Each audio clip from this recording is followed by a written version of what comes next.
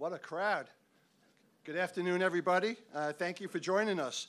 We are honored to be joined once again by Governor Andrew Cuomo, and always excited when the governor comes to town. And we're always very happy to host him. We got a couple of preliminary things I'd like to just address before we introduce the governor. First, there are some folks I'd like to acknowledge. I'm going to start off because it's always the right thing to do with my chairman of the LIA, and that's Larry Wallman. Larry, thank you.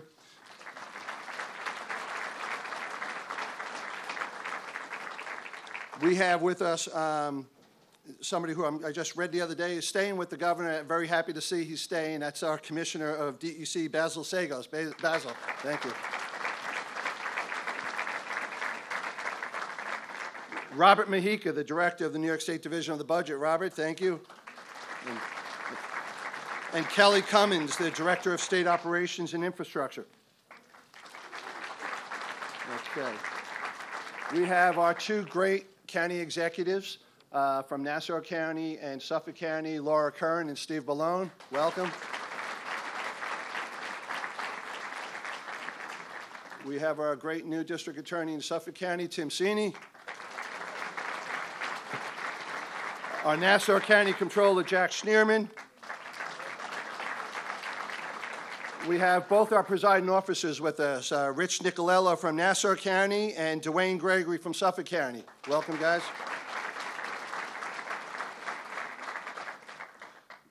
We have a bunch of our state delegation here with us today, and the district we're sitting in is our new senator and an old friend of mine, Senator Jim Gorin,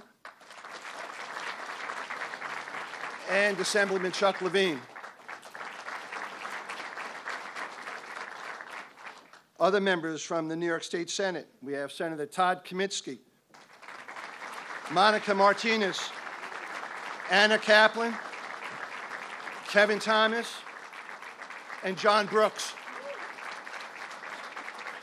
From the New York State Assembly, we have Steve Engelbright, Steve Stern, Michael Montesano, Kimberly Jean-Pierre, Mikhail Salage, Assemblywoman Taylor Rayner, Assemblywoman Judy Griffin, and Assemblyman Tony Durso. Always great to have some of our future leaders here. We have our students from the Brentwood High School that have joined us today. Where are they all sitting? Thank you. And I just want to give a shout out to the rest of all the board members of the LIA who are here, our elected officials at the town and county and the village level, our labor leaders and our friends and our advocates. Let's give all of them a big round of applause.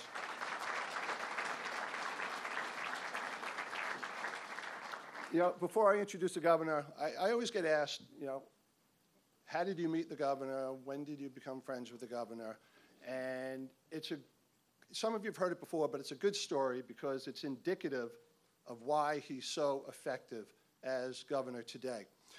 And we met 30 years ago. It was 1989. I can't believe it doesn't sound like that long ago, but it was 1989. And the governor was running a neat organization called HELP. And it was providing homeless shelter and services for primarily women and children, homeless. And I got to meet him. He used to drive out where he was working at the Dennison building. I think it was like a Bronco, Ford Bronco, a big truck. And it was a really neat project that allowed us to close welfare motels where people didn't get any services, but he got, in this facility, the residents got both shelter, daycare, childcare, nurse services, and workforce training, all at a cost lower than what the county was paying for the motels. And we had to get it approved. County legislature at the time, both Jimmy and Rich Schaefer were in the county legislature. We had to get it then approved by the Brookhaven Town Board. And that was, a lift. But the governor got it done. The project came in on time and under budget. sort of like what he does with a lot of major projects today. And I'm happy to report that 30 years later, that facility is still operating and taking care of women and children and saving Suffolk County taxpayers money. So it's been great, and again, indicative of the job he's doing as governor, because no one has really done more for Long Island than Governor Cuomo. He's made historic investments to help us create a research corridor, to modernize our infrastructure. He's reduced the suffocating tax burden on families and businesses, and he's tackled environmental problems that threaten our natural resources. He has delivered balanced, on-time budgets 8 years in a row, and under his watch, New York has seen consistent job growth and a diversified economy. He has passed the most comprehensive gun safety measures in the country to help our families and our workplaces stay safe. Today, we look forward to hearing from the governor on his latest plans announced as part of his budget submission to the legislature to continue to move Long Island and the entire state forward. Please join me in welcoming the 56th governor of the state of New York, Andrew Cuomo.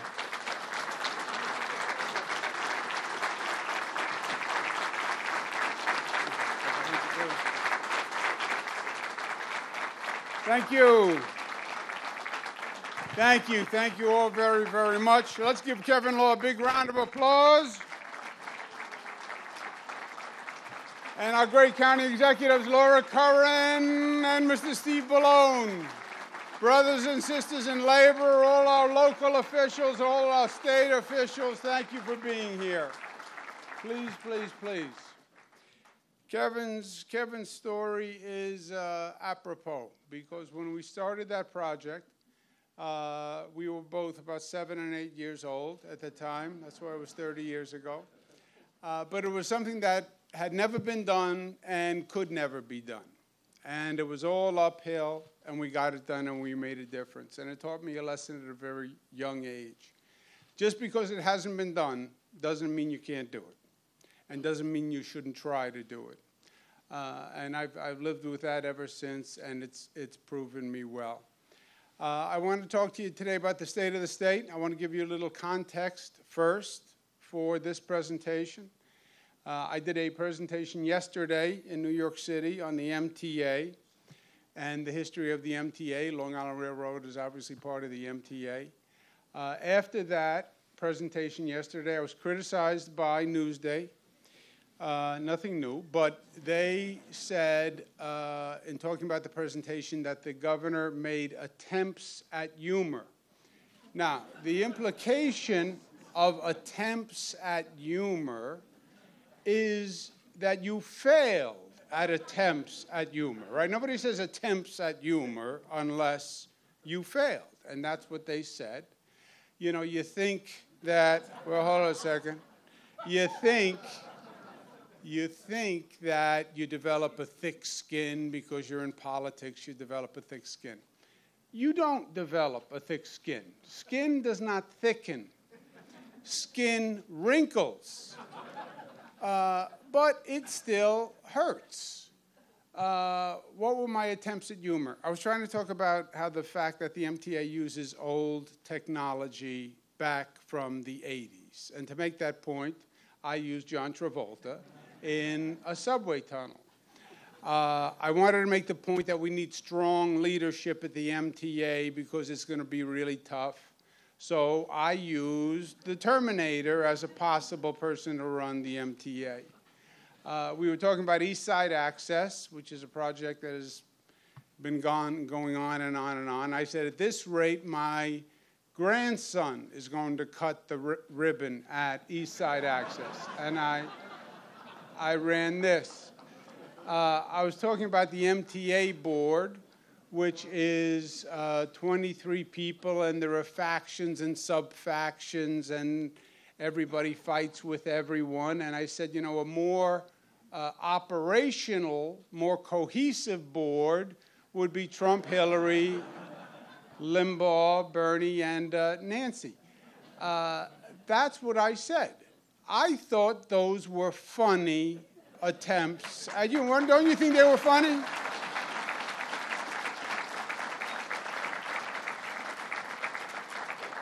Thank you. But now I'm a little chastened, and I'm a little nervous. So this one is going to be just the facts, ma'am. Joe Friday, just the facts.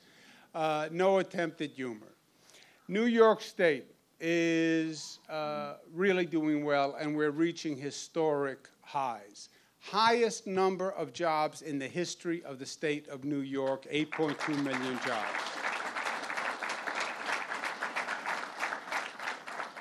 Lowest taxes at record lows, 1947 for the middle class, lowest manufacturing tax ever. We have the lowest unemployment in the history of the state of New York. That's where we are today. And we have the most diversified economy. And this didn't just happen. We made it happen. This is not the way it always was. All those arrows were going the other way when we started. We worked together and we turned it around, and we have to remember that because we have to keep it going. We controlled taxes, we invested smartly, economic development, research and development, education, and that's the formula that worked, and that's what we have to continue. And it's not just statewide, it's also Long Island. Long Island, highest number of jobs in the history of Long Island, 1.2 million. First time we've gotten taxes under control on Long Island with that property tax cap that changed the reality on Long Island. Lowest unemployment rate in the history of Long Island, 3.1. When we started, it was 7.2. So we can't stop now. We have to keep building. The next few weeks are going to be key because we're doing the state budget. The state budget is more than the budget. It's all the policy initiatives. It's really the bulk of what we're going to do governmentally, and we want to make sure we're all informed on what we're going to do. We've started a totally different approach from the state level. In the old days, the state came up with economic development programs and then told each region what they were going to do. That doesn't work. We're one state, but we have 10 regional economies. What works in the North Country is very different than Long Island. So we totally flipped the model, and we now look to local regions to come up with a business plan. And Kevin Law and Stuart Rabinowitz have done a fantastic job running the REDC.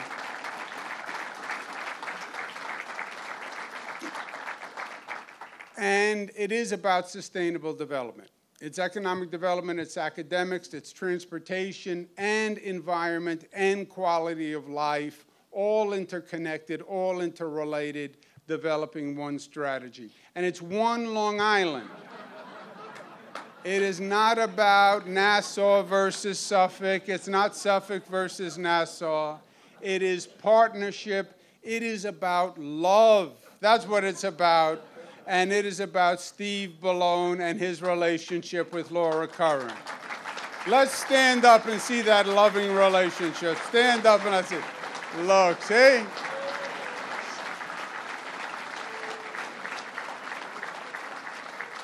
How nice is that?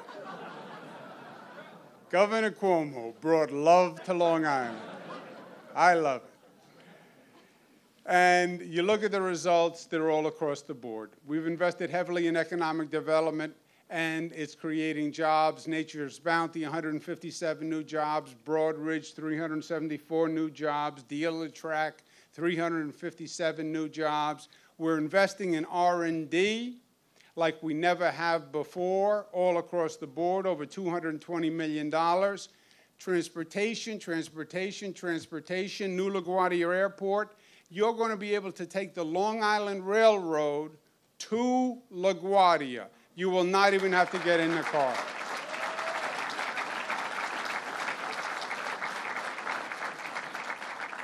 We're building a new JFK for $13 billion.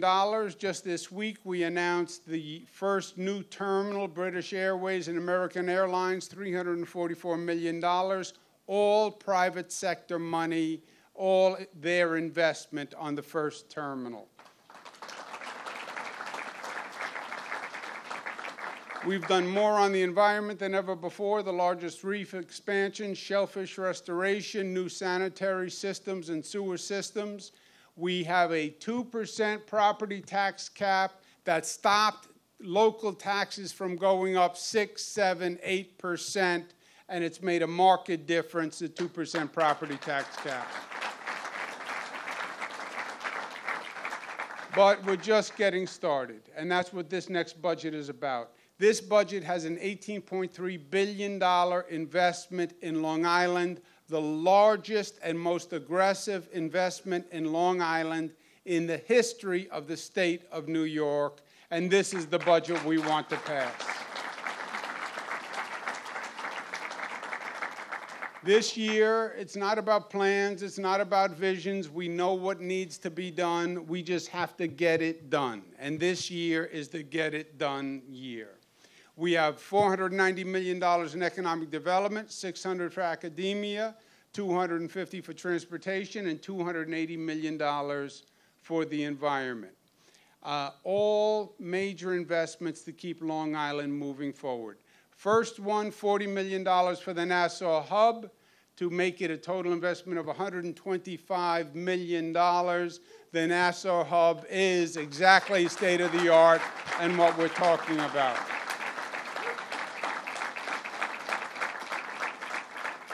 We're going to invest $100 million more in transformative economic development projects that change neighborhoods and bring jobs. Third phase of the Excelsior Scholarship, which is raising the income threshold to $125,000, free college tuition for middle-class families.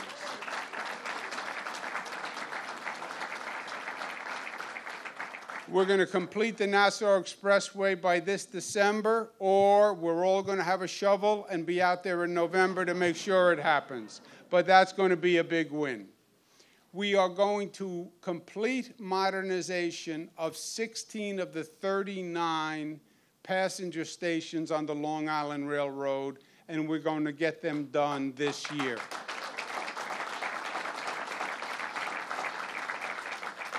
As part of the third track project, we're going to break ground on the first tunnel that's going to replace the grade crossing at Urban Avenue in Newcastle. We're going to provide $26 million for more sewage for 400 homes in Oakdale.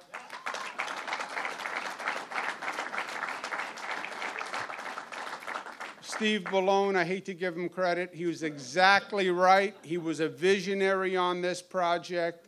We have to provide sanitary systems if we're going to keep our water safe. And he was ahead of his time, and he's exactly right. First phase of offshore wind is going to be announced in May, and we're moving forward with that, and we're exploring bringing manufacturers to New York to get this technology built here in the state of New York. We're increasing our shellfish hatchery program. We want more universities, more groups. It's a way of cleaning the water. It is the way Mother Nature intended the water to be cleaned. We've started it. It's working. We want to advance it and further it this year. And we have much more in the budget that we have to get done. On economic development, this year we have to make the 2% property tax cap permanent once and for all.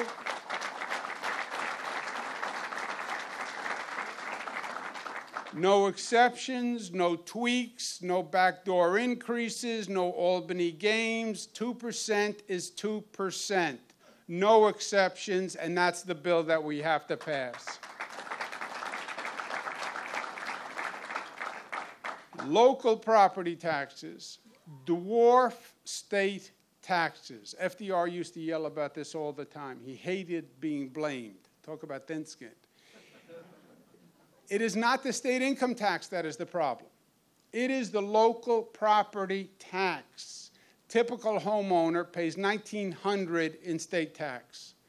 Typical homeowner, $5,000 in this state in property taxes. Businesses, $7.1 billion we collect in business tax. The property taxes are $23 billion. Property taxes have to get under control. Our 2% cap has saved Long Islanders $8.7 billion already. We want a tax cut for the middle class because they are the ones who are struggling, $40,000 to $150,000. We want to bring the rate from 6.85 down to 5.5. The upper middle class, $150,000 to $300,000, which I guess you can call upper middle class. 6.85, we want to bring the rate this year down to 6%, so the middle class knows that we are on their side. We want to eliminate the internet tax advantage. Main Street is struggling. If you buy something on the internet, you should pay sales tax. It'll bring Nassau County $30 million and Suffolk County $33 million.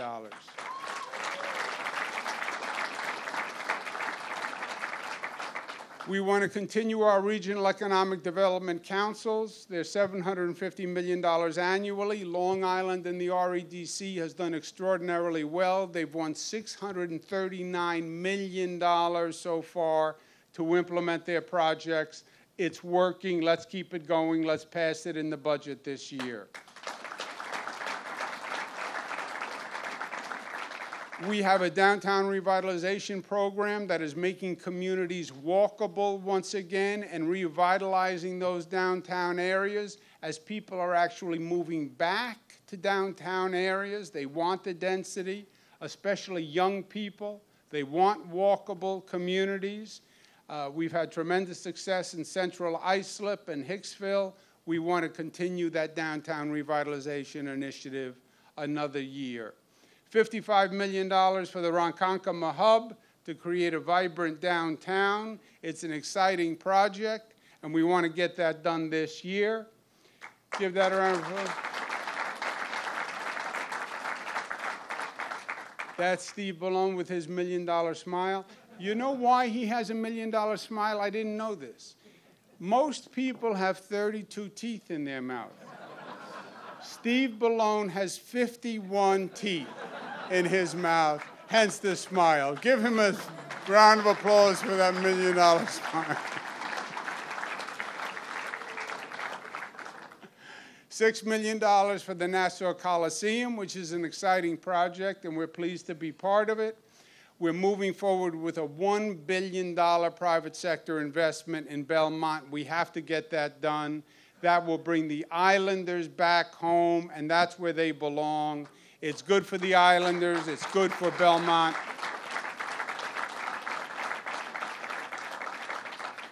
Amazon, I'm going to have more to say about it in a moment. It is the largest economic development project in the history of the state of New York. 25,000 jobs, average salary $150,000. It brings us into the tech economy in a big step forward. It synergizes Long Island and the R&D that we're doing on Long Island. We have to make Amazon a reality.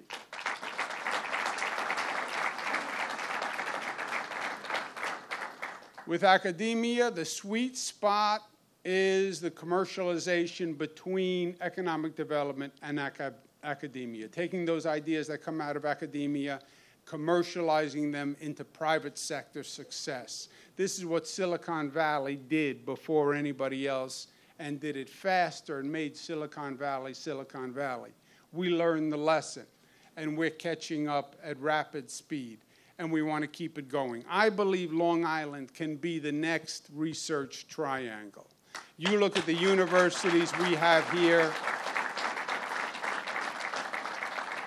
and we want to invest to make that a reality. Number one, we're going to make the largest investment in history in K-12 education because that's where it starts.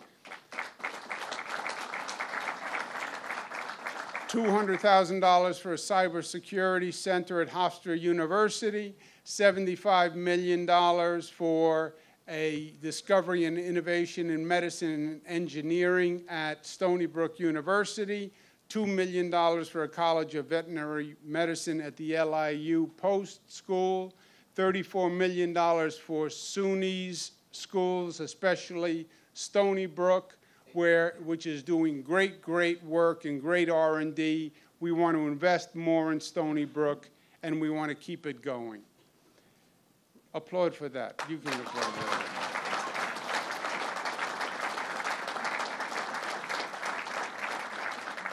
$25 million for the Demrick Laboratory at Cold Spring Harbor, which is one of the nation's leading organizations. We have it. It's here. Let's invest in it and keep building R&D.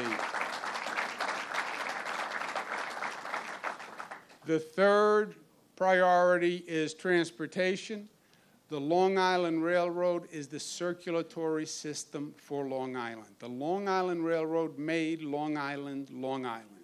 That commute where you could say to someone, you get on the LIRR, and in 19 minutes, you're in Manhattan, in 24 minutes, you're in Manhattan, and now the LIR for intra-island transportation, it is essential that that Long Island Railroad be brought up to date, and it be brought up to date now. We have to fund the New York City Transit Authority, but we also have to fund the Long Island Railroad, and the way to do it is with congestion pricing rather than raising fares on the MTA or the Long Island Railroad. We have a $2.5 billion project to build a new train hall called the Moynihan Train Hall. It is right across the street from Penn Station. The tracks from Penn Station run under the Moynihan Train Hall. The Moynihan Train Hall is the old post office, which is now across from Madison Square Garden. We're going to convert that post office into a train hall. It is beautiful. It will be the new home of the Long Island Railroad. You will not have to enter Penn Station ever again in your life if you don't want to.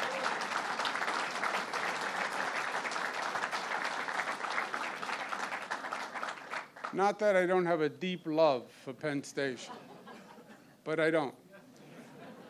Also, we're adding a new Long Island Railroad entrance at 33rd Street and 7th Avenue, right in the mid-block, so you don't have to go through the maze of Madison Square Garden, et cetera, and that's underway. We have our 100 project Long Island Railroad transformation going on, $6.6 billion. We were talking about it for 70 years. We now have it approved. We completed the double track last year.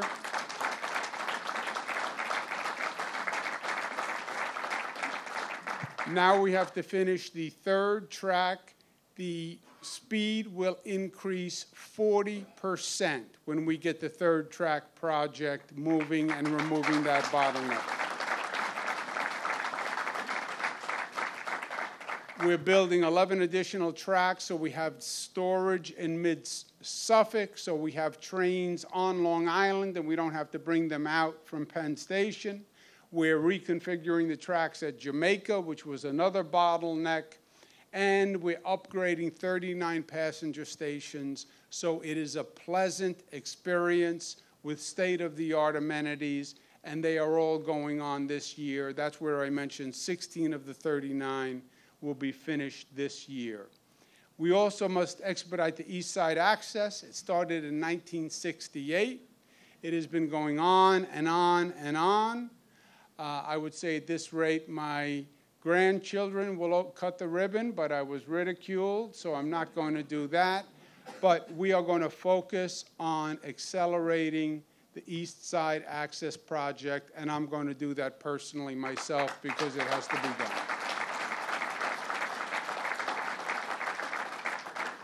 $33 million to rehabilitate the Robert Moses Causeway Bridge, focusing on the environment. And when we talk about long-term economic development, it's economics meets academia, meets transportation, and the environment.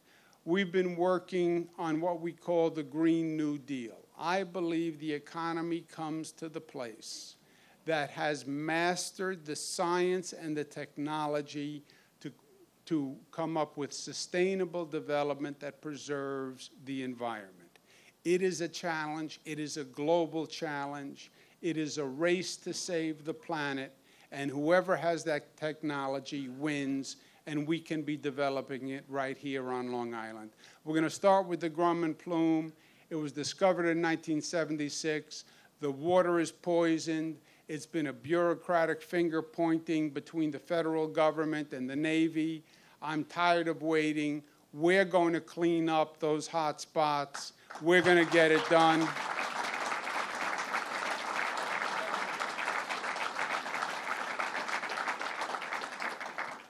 Basil Sagos, who's our DEC commissioner, who threatened to leave, but he was, we encouraged him to stay.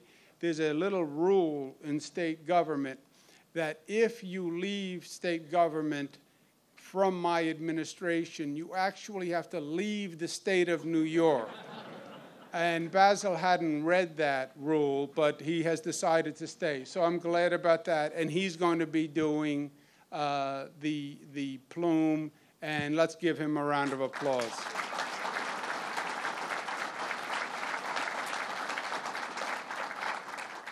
$2.5 billion for the clean water infrastructure, because Steve Ballone was correct again with his 52 teeth.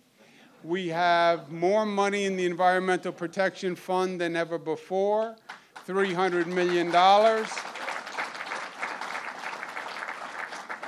We're going to complete the $1.2 billion Bay Park treatment plant, which has just been dumping sewage into the South Shore.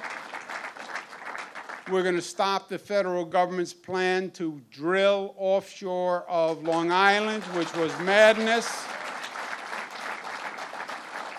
We're going to do a plastic bag ban because it's about time. Suffolk showed leadership, but we want to do that statewide. $40 million for the sewer infrastructure in Smithtown and Kings Park. 388 in sewer systems in other communities, especially on Suffolk. $72 million to finish the Superstorm Sandy reconstruction and resiliency. Anyone who tells you Superstorm Sandy was a once-in-a-lifetime is not telling you the truth. I handle about 4 storms a year. All of them were 1 in 100-year storms. So the calibration is different, and we have to make Long Island more resilient, and we are. The last piece is the quality of life. Our parks are important. What makes Long Island is you could live, work, and play.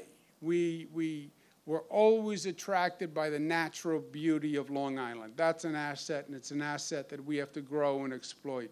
$19 million for the 3rd phase of the Ocean Parkway transformation.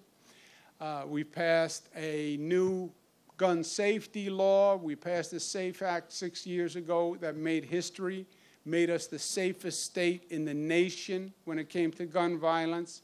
The red flag law advances that, and it makes us safer still. We're going to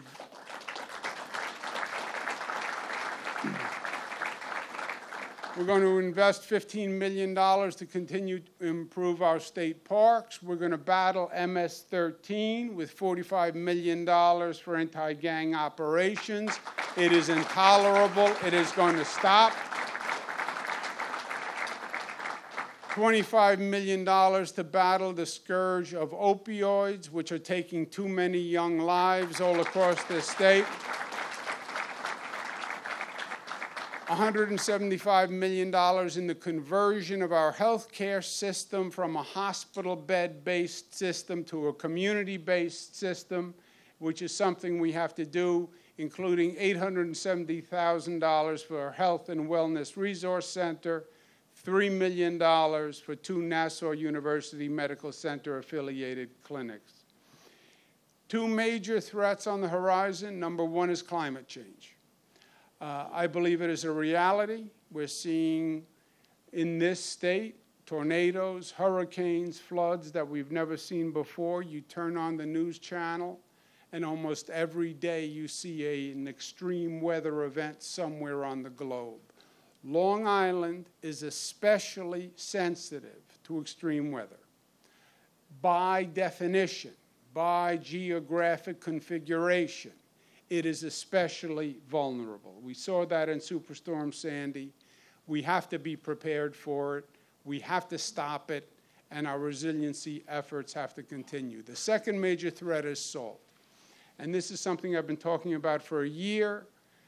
It's complicated. People didn't get it, but now it's coming home to roost. The federal government passed a tax reform bill. What it did is give a tax cut to the rich and tax cut to the rich corporations. It had a little provision in that bill that ended deductibility of state and local taxes, hence salt. Salt is not something you put on a hamburger.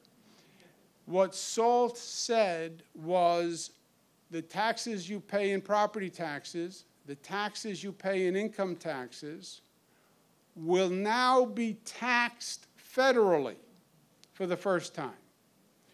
Up until now, you deducted your state and local taxes before you paid your federal tax. They did away with that deduction. So you pay federal tax on the state and local tax. First time since Abraham Lincoln started the income tax to pay for the Civil War has there been a tax on taxes. What it did in effect is raise New York's taxes 30%. 30% tax increase. So we capped property taxes at 2%, tremendous victory. You can no longer deduct your property taxes. Your property taxes go up, in essence, 30%. We reduced state income taxes, but now you can no longer federally deduct them. In essence, they went up 30%. It changes the economic competitiveness of the state of New York. The bill targeted Democratic states instead of Republican states. But a 30% tax increase, people are now mobile, and they're more mobile than ever before. It's not like the old days where you had a factory and a foundation and you couldn't move. Now you can pick up your laptop and you can move anywhere. And especially people with wealth are mobile and they can move, and they are moving. We just saw a $2.3 billion shortfall in our revenues. $2.3 billion. And this is how fragile our economic situation is. We have a very progressive tax code. We believe the rich should pay more. 1% of New Yorkers pay 50% of the taxes. 1% of New Yorkers pay 50% of the taxes. 1% of New Yorkers are 93,000 people.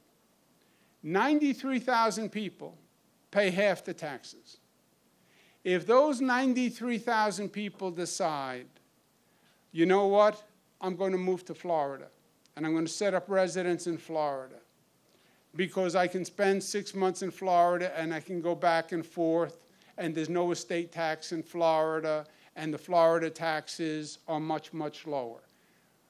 93,000 people. Our entire economy rests on those people.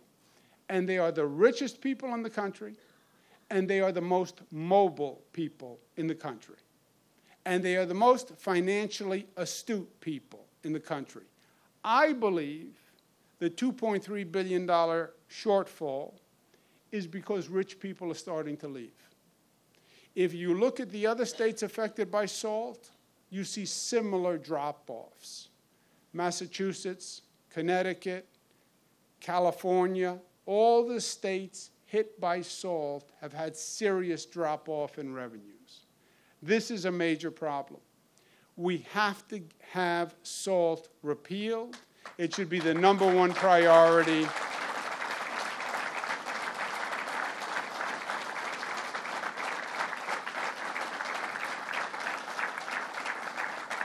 It should be the #1 priority for the Democrats in the House. State legislative priorities, we have a number of state legislators here. #1, pass the permanent tax cap, make it permanent, no gimmicks, no caveats, no exceptions. Get that permanent tax cap passed in this budget. New York City doesn't even have one. It's critical to Long Island. Don't come home without it. #2, the state Senate is trying to stop Amazon from coming to Queens. Amazon is the largest economic development program that this state has ever won. It was a national competition where states all across the nation were vying for Amazon. There is no business that brings 25,000 jobs anymore. They don't exist. I spend days trying to bring a business that has 100 jobs or 200 jobs. You don't get 25,000 jobs. You don't get 25,000 jobs, average sale of $150,000. The state Senate is trying to stop Amazon from coming. Why? It's located in Queens, and there's local opposition in Queens that are afraid it might have a disruptive impact on the neighborhood. First of all, I've never done a major project where there is not some local opposition. It does not happen. Every project has local opposition. We built a new Tappan Zee Bridge. Everybody was opposed until the bridge is done. You do a new housing complex, everybody's opposed until it's done. The Long Island Railroad, putting in new stations, fixing stations, I can't tell you the level of opposition. People just oppose change. To oppose Amazon, which is the largest economic generator, it is the tech economy. You want to diversify your economy? You don't want to just be Wall Street and finance? We have R&D on Long Island working. We need Amazon. They've opposed it. And you want to know how dangerous it is? There's a story today that says Amazon may not come to New York. If Amazon does not come to New York, it's because of the political opposition. Because it is so ironic for Amazon, after they spent 1 year with everyone seducing them and everyone courting them, we win, and then there's political opposition. Newark offered $7 billion for Amazon to go to Newark. They could have gone to Newark, they would have had the exact same workforce, et cetera. We incentivized Amazon to come, as we incentivize every big business to come. You know what the incentive package was? We get $27 billion in revenue. They get $3 billion back. We get 27, they get $3 billion back. I would do that all day long.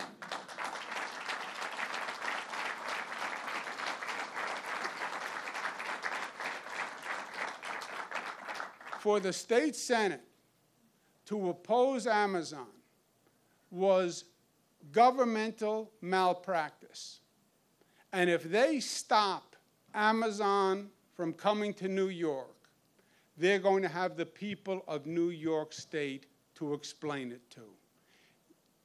It is irresponsible to allow political opposition to overcome sound government policy. You're not there to play politics.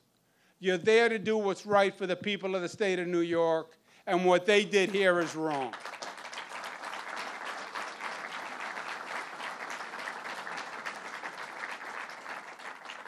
We also have to stop the state Senate's effort to pass the millionaire's tax. There are 93,000 people, as I discussed before, who pay 50% of the taxes. We have the second highest millionaire's tax in the United States of America. We have people leaving because of SALT. On what possible logic would you now think now is the time to increase the millionaire's tax? We just had a $2.3 billion deficit. We know people are leaving. We know the millionaire's tax. And now the state Senate says we should increase the millionaire's tax. If that happens, we'll be able to count on one hand the number of millionaires who are left in New York. It was a bad idea. It was misguided. The majority of the millionaires, the 93,000, are downstate. They're New York City predominantly. They're Long Island. You chase those people out of New York, you're going to devastate New York. It was a mistake. Fix it, and fix it now. And that's why we elected Democrats from Long Island to bring sanity to the Senate. Today I'm telling you, bring sanity to the Senate.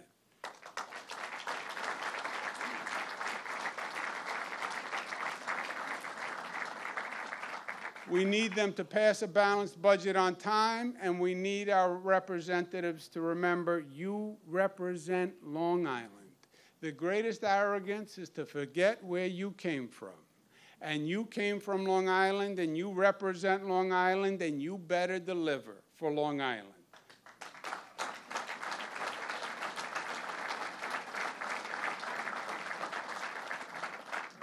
We determine our destiny. I don't believe in predetermination.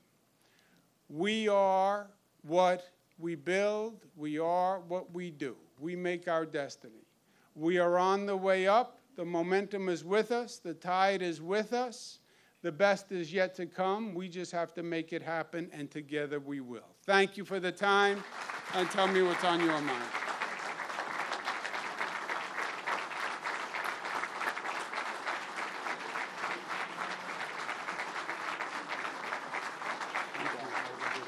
Yep.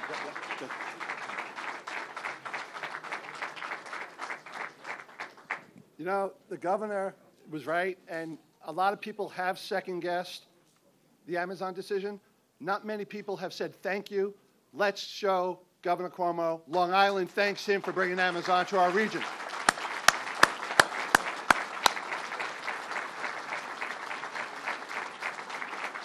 And thank you for the money for Nassau Hub. We've been fighting for that for years, and thank you very much. So the governor told me he's has time to take a couple of questions, and I have the privilege of asking the first one. And he's mentioned it a couple of times today, so have a seat. He's mentioned it a couple of times today. The property tax is working. We need it. The LIA board approved our priorities 2 weeks ago, and we made it our #1 priority for our state legislative agenda. And Governor, I just want to know, what are your thoughts in terms of it? Do you see it passing, and what can folks in this room do to help you get it approved? As I mentioned, property tax is the killer tax in New York. We have the highest property taxes in the United States of America. Westchester, Nassau go back and forth on literally the highest property tax in the country. Upstate New York, as a percentage of home value, has the highest property taxes in the country. So it is the critical tax for us. The 2% property tax cap did restrain local government spending, and nobody likes their spending restrained. Property taxes were going up 6, 7, 8%. We passed the 2% property tax cap. Everybody yelled. They sent me dirty letters, made dirty signs. And 99% of the local governments and school districts figured out how to live within 2%. We have to get it passed. It has not been passed in Albany yet. The Senate passed it. The Assembly didn't pass it. But as you know, a one-house bill is worth absolutely nothing. We need the Senate and we need the Assembly to pass it and pass it in this budget and stop playing games. We, especially with what's going on with SALT and the overall economy, now is not the time to raise taxes, and we have to get it passed in this budget.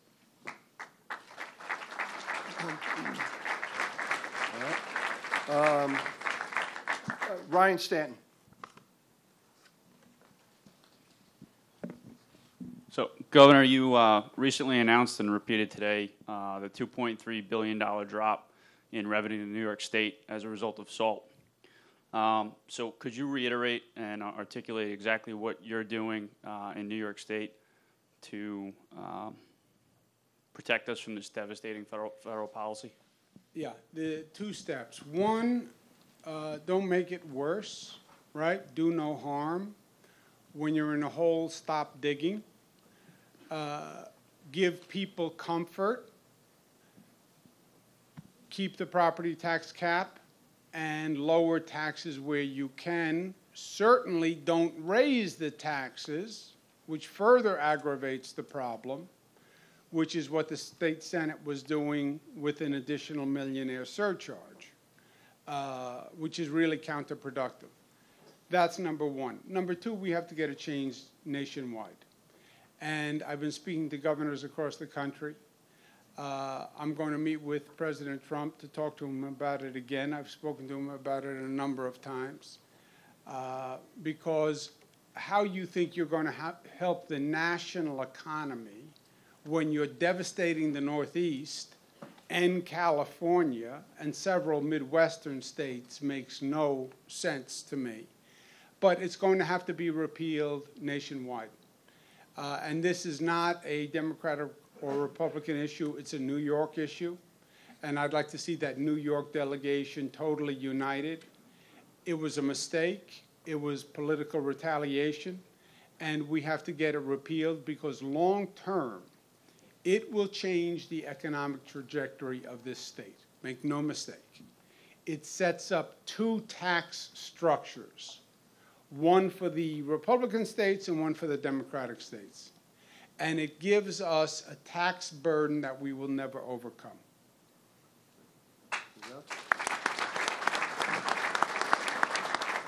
Diane Costello. Welcome to Long Island, Governor. Good to be here. Some legislators have called for a millionaire's tax, and you've been vocal in opposition. Can you tell us why, and are you concerned? We have the most progressive tax code this state has ever had. I have made it the most progressive tax code that we've ever had. As I mentioned before, we now, 50% of our revenue come from 93,000 people, the richest people in the state. We have the second highest millionaire's tax in the country. That millionaire's tax is no longer deductible federally, so it just went up 30%. You now raise that millionaire's tax, which is another state Senate proposal. You will force those people from New York. You know, there is a tipping point. New York is the greatest state in the nation. I believe that. I also believe there is a financial tipping point where people will say, it's too expensive. I'll move to North Carolina, I'll move to Florida, and I'll go back and forth. And I think we are right at that point.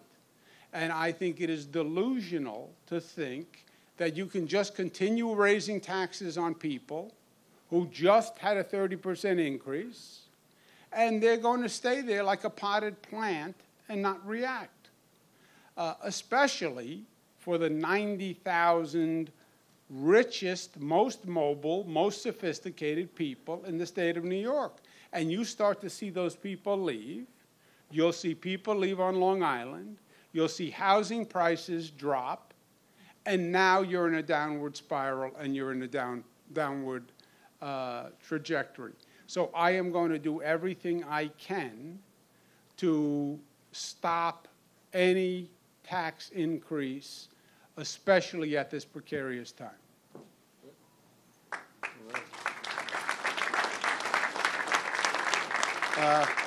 Last question, we'll go to this side of the room. Kevin Gershwitz.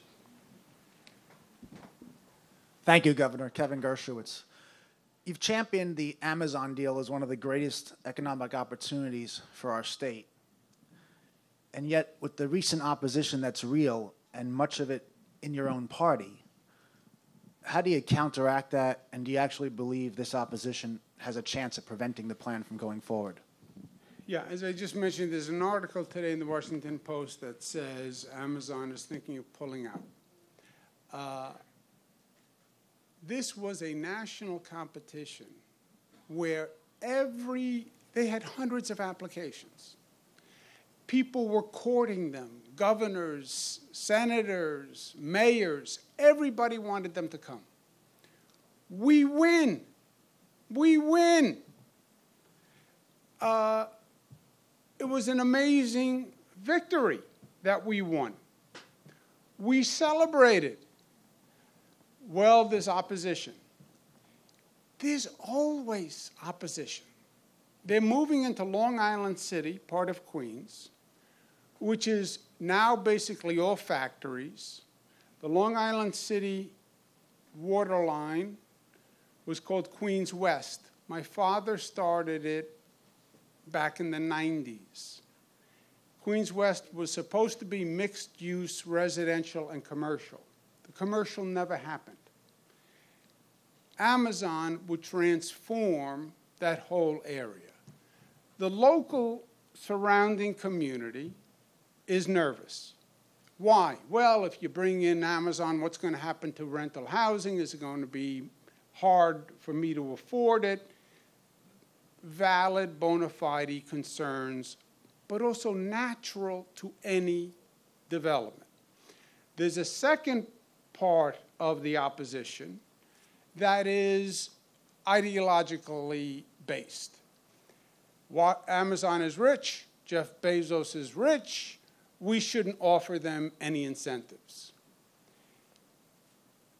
When they say incentives, it makes it sound like we pay them to come. We don't pay them to come. They pay us $27 billion in revenue. They get $2.5 billion as of right benefits from New York City. As of right, any company that moves in gets those benefits. We gave them a $500 million capital construction program. It's like saying they pay 10% taxes per year. Instead of 10, they'll pay 9%, okay? That's the economic package, much less than other places offered. But there's an ideological group that says corporate welfare, Bezos is rich, we shouldn't give him anything. And then there's a pocket that is worried geographically what's going to happen to my neighborhood. It is not my party. It is not my party. The popularity of Amazon is about 80% across the state, Democrats and Republicans. In New York City, in Queens, it's about 70% popular. It is a very small nucleus, and it's a very small group of politicians who are pandering to the local politics. The problem is the state Senate has adopted that position. And that's what could stop Amazon. And if they do, I would not want to be a Democratic senator coming back to my district to explain why Amazon left because I pandered to their politics. It would be a tremendous loss. It is the largest economic development transaction in the history of the state of New York. And I understand politics very well, but I've never seen a more absurd situation where political pandering and obvious pandering so defeats a bona fide economic development project.